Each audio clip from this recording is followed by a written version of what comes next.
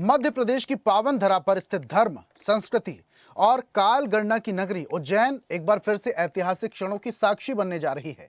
12 फरवरी से उज्जैन में शुरू हो रहा है विक्रमोत्सव 2026, जो 139 दिनों तक चलने वाला एक भव्य सांस्कृतिक महोत्सव होगा। यह आयोजन देश और दुनिया में आयोजित होने वाला सांस्कृतिक, सामाजिक और आर्थिक गतिविधियों का एक अनूठा महोत्सव होगा।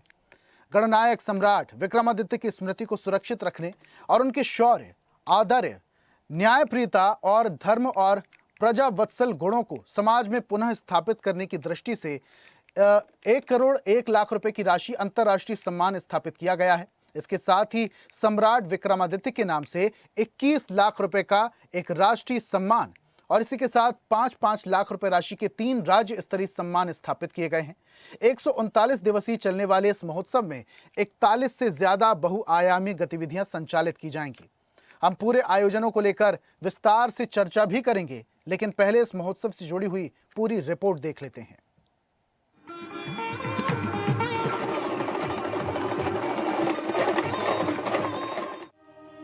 मध्य प्रदेश की पावन धरा पर स्थित धर्म, संस्कृति और काल गणना की पावन नगरी से एक बार फिर इतिहास रचने जा रहा है। 12 फरवरी को उज्जैन से शुरू हो रहा है विक्रमोत्सव 2026, जो भारत की सनातन संस्कृति को वैश्विक मंच पर प्रस्तुत करेगा। 139 दिनों का यह आयोजन देश, प्रदेश और दुनिया में आयोजित होने वाला सांस्कृतिक, सामाजिक और आर्थिक गतिविधियों का एक अनोखा उत्सव है, जिसका पहला चरण महाशिवरात्रि के पावन अवसर पर सुप्रसिद्ध संगीतकार प्रीतम की महादेव आराधना से शुरू होगा, जबकि दूसरा चरण 19 मार्च से 30 जून 2026 तक जल गंगा संवर्धन अभियान को समर्पित रहेगा। मेरे ख्याल से जितना भव्य, आकर्षक और हमारे भारतवर्ष की गौरवशाली परंपराओं, इतिहास, संस्कृति को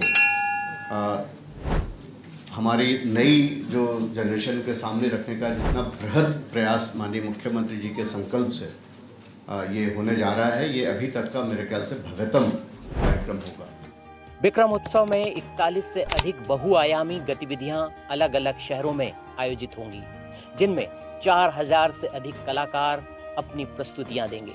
महाशिवरात्रि पर प्रदेश के 60 से अधिक शिव मंदिरों में विशेष मेले और सांस्कृतिक आयोजन होंगे। महाकाल वन मेला, कृषि मेला, विक्रम नाट्य समारोह, पुतल उत्सव, अंतर्राष्ट्रीय पौराणिक फिल्म महोत्सव, कवि सम्मेलन, ड्रोन शो इस उत्सव को खास बनाएगा। विक्रमोत्सव के सांस्कृतिक सिलसिले के साथ साथ वन मेला भी है, कृषि मेला भी है, व्यापार मेला भी है। तो ये जो विकास की जो बनक है, विकास का जो तेवर है, तो वनों के संरक्षण की बात है, उसमें जो वन उत्पाद हैं उनको विस्तार देने की बात है, उनको समर्थन देने की बात है। ऐसे जो व्यापार मेला है, तो उसमें जैसे ग्वालियर में होता है, ऐसे उज्जैन में हमने बड़े पैमाने पर कर दिया। तो आप बहुत सारे उत्पाद जो हैं वो आप खरीद सकते हैं और सरकार का जो एक टैक्स का जो समर्थन होता है वो वहाँ दिया जा रहा है। विक्रमोत्सव का सबसे बड़ा आकर्षण होगा 1 करोड़ 1 लाख की राशि वाला सम्राट विक्रमादित्य अंतर्राष्ट्रीय सम्मान, जो देश का सबसे बड़ा सांस्कृतिक सम्मान माना जा रहा है। इसके साथ ही मुख्यमंत्री डॉक्टर मोहन यादव की मंशा अनुरूप सम्राट विक्रमादित्य पर एनिमेशन और रियल शूट फिल्म बनाने की भी योजना है। सम्राट विक्रमादित्य जी के जीवन के योगदान और अवदान को जन सामान्य तक बृहद स्तर पर पहुंचाने के लिए एक बहुत अच्छी एनिमेशन फिल्म बनाई जाए, जो कि हम OTT प्लेटफॉर्म पे हम उसको चलाएं, प्लस एक रियल शूट मूवी भी बनाई जाए, फीचर फिल्म भी बनाई जाए। ये भी मुख्यमंत्री जी के संकल्पों में से एक है, उस पर भी हम काम करेंगे। विक्रमोत्सव केवल एक आयोजन नहीं, बल्कि भारत की सनातन परंपरा, सांस्कृतिक विरासत और भावी पीढ़ी के लिए चेतना का संकल्प है। महाकाल की नगरी उज्जैन से उठती है सांस्कृतिक गूंज देश ही नहीं, दुनिया को भारतीय काल गणना, संस्कृति और मूल्यों से जोड़ने का काम करेगी। 139 दिनों तक चलने वाला यह महोत्सव मध्य प्रदेश को एक बार फिर भारत की सांस्कृतिक राजधानी के रूप में स्थापित करेगा। कैमरा पर्सन शैलेंद्र के साथ विजय नंदन यादव की रिपोर्ट।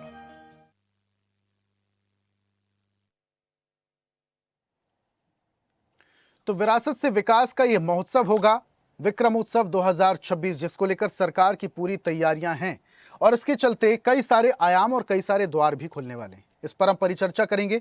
कुछ मेहमान हैं हमारे साथ, वरिष्ठ पत्रकार के तौर पर रमेश शर्मा जी हमारे साथ जुड़ रहे हैं। रमेश जी, बहुत स्वागत आपका। और इसी के साथ जूना अखाड़ा के महामंडलेश्वर स्वामी शैलेशानंद गिरी जी भी हमारे साथ जुड़ रहे हैं, उनका भी मैं स्वागत करता हूं और चर्चा की शुरुआत स्वामी जी आपसे ही करेंगे। एक तरफ सरकार विरासत से विकास की तरफ कोशिश कर रही है कि हमारी जो विरासत है उससे रोजगार कैसे सृजित किए जाएं, विरासत को कैसे सहेज कर तो रखा ही जाए, लेकिन ये आने वाली पीढ़ी के लिए काम किस तरीके से आए, सरकार इस पर भी काम कर रही है। अब जो हम ये उज्जैन में कार्यक्रम होने जा रहा है, इसको लेकर भी सरकार की अलग तरीके की रणनीति देखने को मिल रही है। इस कार्यक्रम को किस तरीके से देखते हैं आप?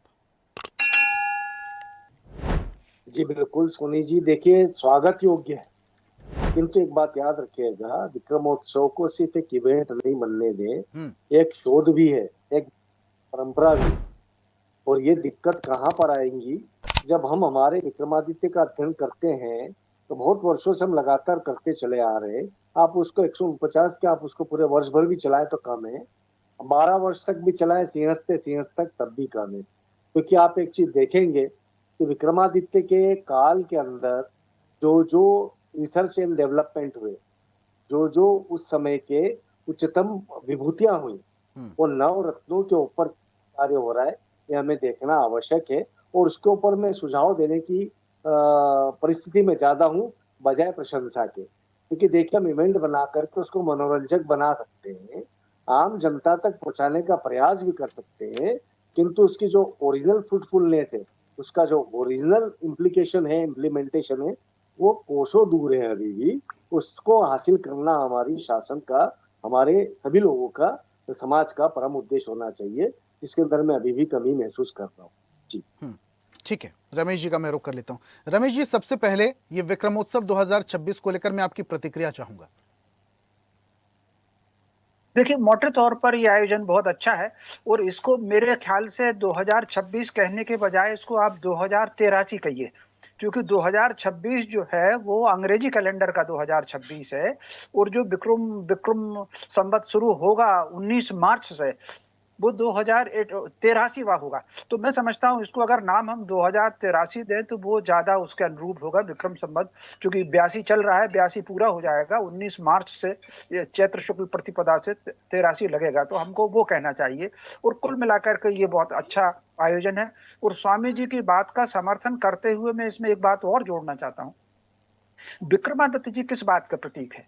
विक्रमादित्य जी प्रतीक है शौर्य के, सामर्थ्य के, अपने स्वराज्य की पुनर्स्थापना के, शकों को बाहर करके, और ज्ञान विज्ञान के अनुसंधान का।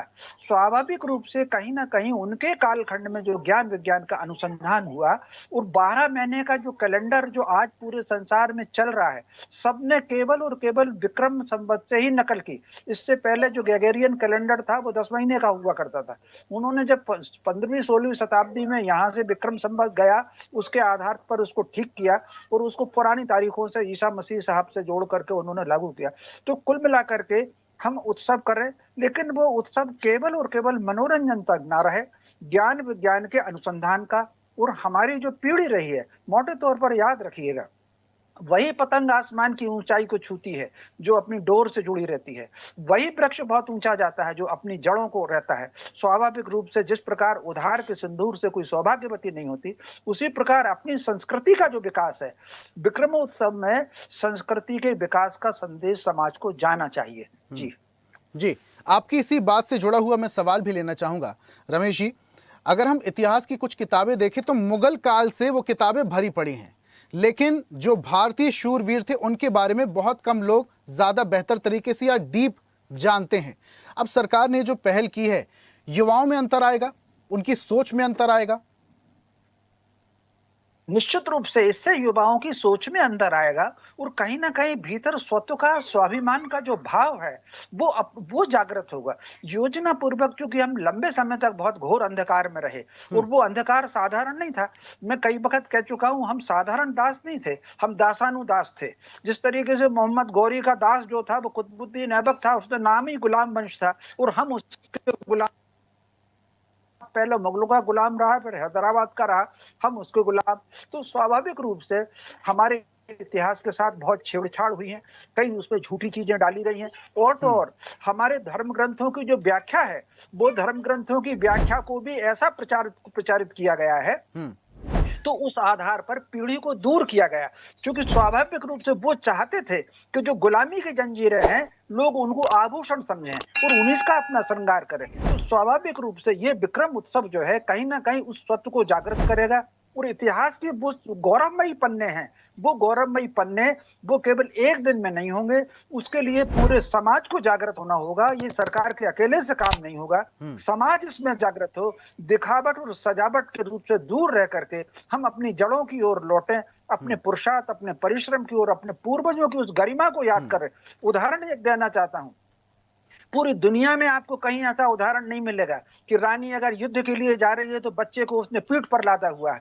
पूरी दुनिया में ऐसा उदाहरण नहीं मिलेगा। अगर स्वतः के स्वाभिमान की बात आई तो हजारों की तादाद में जौहर हो गए।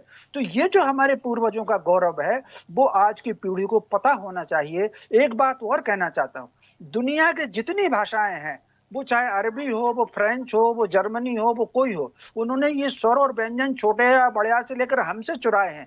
और कुल मिलाकर के आप अंग्रेजी के 26 अक्षर देखें, उन 26 अक्षर में चा के लिए कोई अक्षर नहीं है, आधा अक्षर नहीं है, मात्रा नहीं है। तुम्हारे पास चार जुगाड़ से लिखेंगे वो सी और एच की, तो हमसे चुराया उन्होंने। फिर अगर तुम्हारे पास नहीं है तो चर्चिल नाम क्यों है? इसी तरीके से अरबी में आप देखेंगे 28 अक्षरों में अलिफ बोलेंगे, लेकिन उसका उपयोग करेंगे तो आ से। अल्लाह जब लिखेंगे तो अलिफ से शुरू करेंगे। अलिफ बोल रहे हो लेकिन उच्चारण में आ तो हमारा है। हमारी जो स्वर की कहीं ना कहीं साधना है, तो पूरी दुनिया ने ज्ञान हमसे चुराया है। विक्रमोत्सव के माध्यम से ये संदेश भी जाना चाहिए कि न केवल कैलेंडर आपने हमसे चुराया है, बल्कि पूरा ज्ञान विज्ञान हमसे चुराया है। आप अगर ऋग्वेद में देखेंगे तो कुल मिलाकर के सूर्य पर, अथर्ववेद में आता है कि सूर्य ने पृथ्वी को घुमा रखा है। ऋग्वेद में भूगोल शब्द आता है, धरती गोल है। अगर धरती गोल 16वीं शताब्दी में ब्रूनो ने और गैलीलियो ने कहा है तो उनको सजाएं हो गई हैं। तो वो 16वीं शताब्दी तक इतने मूर्ख थे, और हम हजारों साल पहले हमारे वैदिक ऋषियों को पता था कि धरती गोल है और सूर्य के आसपास घूम रही है। ये सारा ज्ञान विज्ञान भी समाज के बीच में जाना चाहिए। जी बिल्कुल रमेश जी, बहुत माकूल आपने बात की है। विदेशों में अब ये होने लगा है, ग्रीन एनर्जी को बचाने के लिए अब वो पत्ते से डिस्पोजल बना रहे हैं और उसमें खाना खा रहे हैं। और ये हमारे पुराणों में कब से चला आ रहा है? हम सदियों से दोना पत्तल का यूज कर रहे हैं और उसमें भोजन करते हुए आ रहे हैं, और उसके वैज्ञानिक फायदे क्या होते हैं ये भी लोगों को हम बता रहे हैं। तो ये जो वैज्ञानिक कुछ खोज कर वाहवाही लूटने की कोशिश करते हैं, ये भी हमसे चुराया गया है। और ये तमाम जानकारियां आज की पीढ़ी को जानना बहुत ज्यादा जरूरी है, इसलिए सरकार की ये पहल काफी ज्यादा बढ़िया है। स्वामी जी का मैं रुख करूंगा। स्वामी जी, इसी तरफ मैं और थोड़ा आगे बढ़ूंगा। अगर मैं पाश्चात्य सभ्यता की बात करूं तो हिंदुस्तान में पाश्चात्य सभ्यता अब कहीं ना कहीं भारतीय संस्कृति को थोड़ा क्षति पहुंचाने में कामयाब होती दिख रही है। ऐसे जो आयोजन सरकार आयोजित करती है, विक्रमोत्सव जैसे, तो कहीं ना कहीं पाश्चात्य सभ्यता कंट्रोल तो होगी ही। आने वाली भावी पीढ़ी को भी पता चलेगा कि ये जो सरजमी है इसमें कितने बड़े बड़े शूरवीर पैदा हुए, कितने बड़े बड़े वैज्ञानिक पैदा हुए। तो सरकार की ये पहल इस ओर भी आगे बढ़ेगी। देखिए, मैं आज मंत्रमुग्ध सा आदरणीय रमेश शर्मा जी को सुन रहा था। जिन विचारों को मैं निरंतर रूप से, उग्र रूप से, समझ के रूप में या शांत स्वभाव के रूप में अभिव्यक्त करता रहा हूँ, वो विचार वही है जो आदरणीय रमेश शर्मा जी के हैं। आप एक चीज को ध्यान रखिएगा, सभ्यता शब्द का आपने उपयोग करा, वो सभ्यता शब्द का उद्भव से हुआ है। उस भूमि का बखान हम जितना करें उतना कम है। किंतु एक चीज ध्यान रखनी होगी, मैं उसी विचार को विस्तार देना चाहता हूँ। सरकारें प्रयास कर रही है, किंतु नियोजन के अंदर कमी कहाँ आती है? जब विशेषज्ञों का हम सलाह नहीं ले पाते, क्या करते हैं? श्रेय की दौड़ के अंदर, राजनीति श्रेय की दौड़ होती है। श्रेय और श्रेय की दौड़ आज के समाज का प्रमुख आधार है। तो श्रेय की दौड़ के अंदर यदि हम किसी भी नियोजन को नियोजक को क्रेडिट देते हुए करेंगे तो बड़ा व्यापक विस्तार होता है। यदि हम बात करते हैं विक्रमोत्सव की, तो मुझे याद है विश्वविद्यालय के उस काल के अंदर मैंने एक सवाल उठाया था कि हम नोबेल पुरस्कार के पीछे क्यों भागते हैं। मुझे समझ नहीं बैठता है कि नोबेल पुरस्कार के पीछे भारतीयता क्यों भाग रही है। कि हमको संगीत का नोबेल पुरस्कार चाहिए, हमें चिकित्सा का नोबेल पुरस्कार चाहिए, समाज शास्त्र का चाहिए, एकता का चाहिए। हमारा उज्जैन जो है ये तो सुप्रीम नोबेल पुरस्कार का जनक है, यानी सुप्रीम नोबेल पर्सनैलिटीज का, व्यक्तित्व का जनक है। यदि हम आज सरकार से बात करना चाहते हैं, आपके माध्यम से तो कहना चाहेंगे, आपसे बात करते हैं सोनी जी, आप एक चीज बताइए, विक्रमादित्य के 9 रत्न थे, उन 9 रत्नों में कालिदास, तो कालिदास को हमने देखा काव्य नाट्य, तो हम क्या कर सकते थे कि नेशनल स्कूल ऑफ ड्रामा के साथ में साहित्यता रखते हुए 10 दिवस का या 11 दिवस का बहुत बड़ा उत्सव कालिदास के नाम पर हम मना सकते हैं, जो मनाते हैं कालिदास अकादमी में। किंतु जन भागीदारी कितनी रहती है, न्यूनतम कितने चले जा रही है, क्योंकि हम उसको राजनीतिक से ज्यादा वशीभूत कर देते हैं, हम उसको वास्तविक कला जगत से जोड़ नहीं पा रहे। दूसरा विषय, उज्जैन को रत्न है धन्वंतरी, जो कि परम वैद्य रहे, तो हम आयुर्वेद के अंदर एक बहुत बड़ा व्यापक उत्सव मना सकते हैं। उसको पूरे वर्ष भर भी बनाए तो कम है, पर विशेष रूप से प्रतीकात्मक रूप से 10 दिनों के लिए बनाए, विश्व भर के आयुर्वेदाचार्यों को यहाँ पर आमंत्रित करें, सम्मानित करें तो पर्याप्त होगा। तीसरा रत्न के रूप में हम देखते हैं वराहमिहिर को। तो आज के उत्सव में मैं आपको इसलिए बोल रहा हूँ, सुनील जी, आप उसको टैली करते चले जाइए। सरकारी जो उनके पास विज्ञान आया है, जो पूरा उसका बखान आया है, उसके अंदर वराहमिहिर से संबंधित खगोल और गणित का क्या शिविर है, क्या स्थिति है और कितने नियोजन के साथ में, मैं उन विषयों के ऊपर बात करना चाहता हूँ। अमर सिंह कोशगार थे, रचयिता थे, वरुचि जो थे व्याकरण प्रकार विद्वान थे, शपणक ज्योतिष शास्त्र के थे, शंकु शिल्पकार आर्किटेक्चर के थे, और साथ में हम हमारे पौराणिक नगरों का वास्तु विगार देते हैं, जहाँ का शंकु निर्माण करता है, जहाँ का शंकु निर्माता विशेषज्ञ रहा हो, तो हमें कहीं ना कहीं सोचना पड़ता है।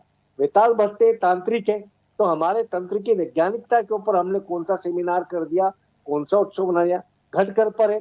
तो मैं देखता हूँ कि जितने उत्सव हो रहे हैं सोनी जी, इन सारे उत्सवों कला काव्य के ऊपर तो है, किंतु वो भी आधुनिकता के समावेश के साथ में वास्तविक उसके उद्गम से लेकर के रिसर्च एंड डेवलपमेंट का अभी भी समावेश बाकी है।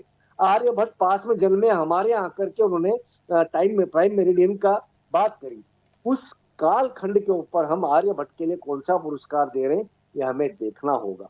तो आप समझिएगा, इस विस्तार को मैं शासन को के रूप में देता हूँ। मैंने कभी किसी भी सत्ता का विरोध नहीं किया, किंतु एक बात स्पष्ट है कि हम यदि व्यापकता नहीं देंगे तो हम कुंठित होकर के, संग्रहित होकर के कोने के रह जाएंगे, और उसका जो इम्पैक्ट जाना चाहिए उज्जैनी का पूरे विश्व के अंदर, उसके जाने के लिए नोबेल पुरस्कार के समान एक और पुरस्कार, जैसे 1 करोड़ की आपने बात करी, आनंद आया कि कम से कम हमारा संदेश विश्व में जा रहा है, तो मोहन जी को मैं साधुवाद दूंगा, किंतु दे रहा है दुरुस्त है। अब इसको और व्यापकता देने की आवश्यकता है, तो उसको वास्तविक डेवलपमेंट तक ले जाने की आवश्यकता है। जी, इसके अलावा स्वामी जी, जनता की भागीदारी भी इसमें बहुत ज्यादा जरूरी है, क्योंकि पाश्चात्य सभ्यता के बारे में तो लोगों को बहुत ज्यादा पता है।